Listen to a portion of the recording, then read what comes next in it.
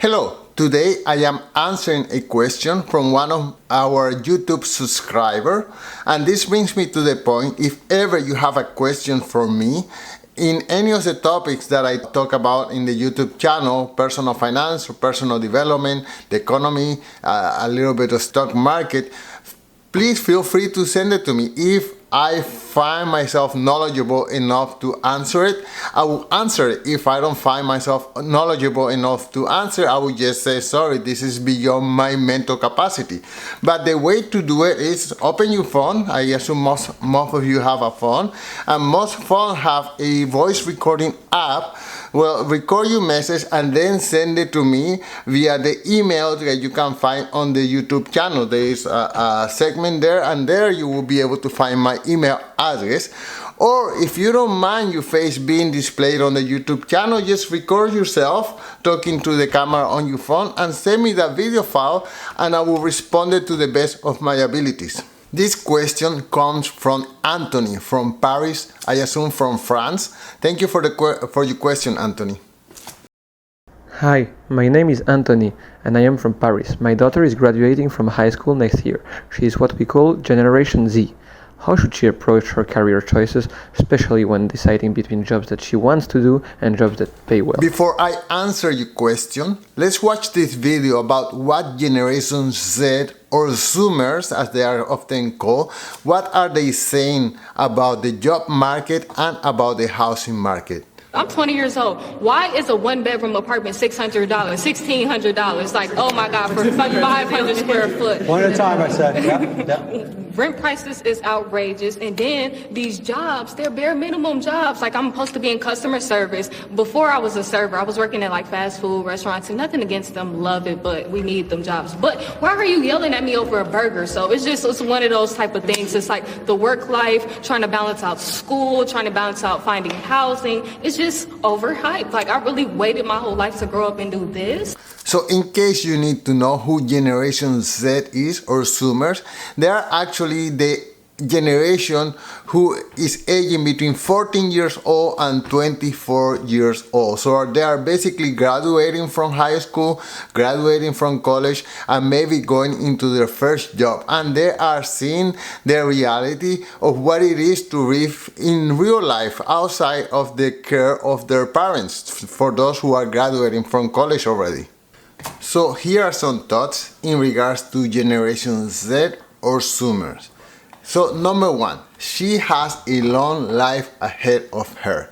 The life expectancy of a Zoomer right now is anywhere from 80 years old to 100 years old. So most likely she's gonna change careers many times over her lifetime.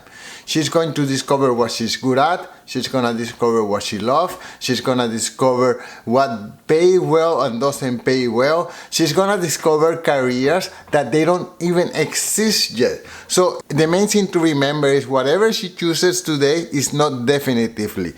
It's not as important as it used to be. At one time in life, in history, if you choose to be a doctor, that's it. You were a doctor for the rest of your life. But now people can decide to be a doctor, and then 5 years later decide to be an accountant, so on and so forth. There is a long life in between the moment where she graduates and the moment where she retires, if she ever retires. Number two, there is a trade-off between jobs that people consider to be cool, fashionable, the kind of people that everyone wants. Those kind of jobs, because there is a lot of competitions, they don't pay as much that much money. And then there is the kind of jobs that people consider either boring or soul crushing. And those kind of jobs, because either there is a lot of demand or because there is not enough people who want to do that kind of job, then they offer a lot of money to entice people to get into those fields. Okay, so those are the trade-offs. So most people have the choice. They could either, let's say, take a boring job, let's say accounting, work your 9 to 5, and then you get to have evenings and weekends and lots of money, so you can afford to have a house, a nice house, a fancy car, vacations to Europe or to Disneyland or whatever you want. You get to have your 2.5 kids, and that's the trade-off. Or you could do something like theater, for example, which is something that people feel passionate about, but on the other hand, they don't pay as much. So you have to realize that how you're going to balance your life in order to choose something. I mean, unfortunately, or very rarely it happens that a person finds something that they feel very passionate about, that is a good job, and then pay as well. That is the top 1% of musicians, athletes, but for most people that is not the case. So as long as you are aware that this is the trade-off, it's okay. No one is pointing fingers at one thing or another. You just get to choose, and you know that there is consequences. You can go for the money but lack of life, or you could have a lot of life but not so much money. The choice is up to you. Number 3. Trade jobs are also an option. We have been trained to think that everyone needs to have a 4-year degree in something. But no, that's not the case. There are many people who don't even have to have any degree in order to get a rewarding job. But a good compromise would be to go into an associate degree. Let's say I'm doing this as an example, dental hygienist, okay? So it's not an exciting job to be cleaning people's teeth, but at the same time, you only need 2 years of education to learn how to do that kind of job, and it can pay quite well. It pays around $75,000 per year. That's not a bad salary, and the good thing about it is that if you finish working at 5 o'clock, that's it. You don't have to answer emails after you get home. You don't have to do any kind of upkeeping or managing or catching up. No, you are in the office, in the clinic from your 9 to 5. After you finish working, you are done for the day.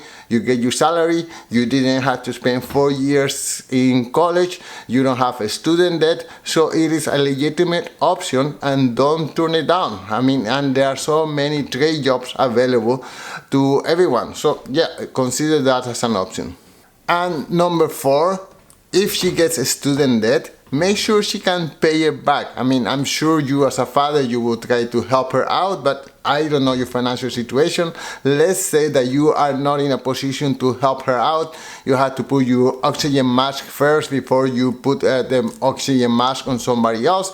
So maybe you don't have lots of money and you are saving for your retirement, which is what you should do, okay? So in that case, she will get a student loan, but there are all kind of student loans that people get that they cannot afford to pay back. So a good rule of thumb is to get a student loan that is equivalent to the first year of salary. So for example, if the first year of salary of a person is $50,000, then to get a student loan for about $50,000. Well, I know people who are still in their 40s and they're still paying their student loans. So be mindful about that. Be smart about student loans. And if you cannot afford it, just don't do it. This is very important. Don't get into a situation that is going to ruin a decade or 2 decades of your life because you just cannot afford to pay back that debt.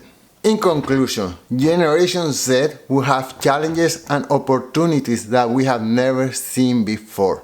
But some things never change, and I think your daughter should take advantage of people who have been in the labor force to learn things that will help her craft a better life, and hopefully she will have a better future for herself than we had for ourselves. Thank you so much for your question, and until next time, peace.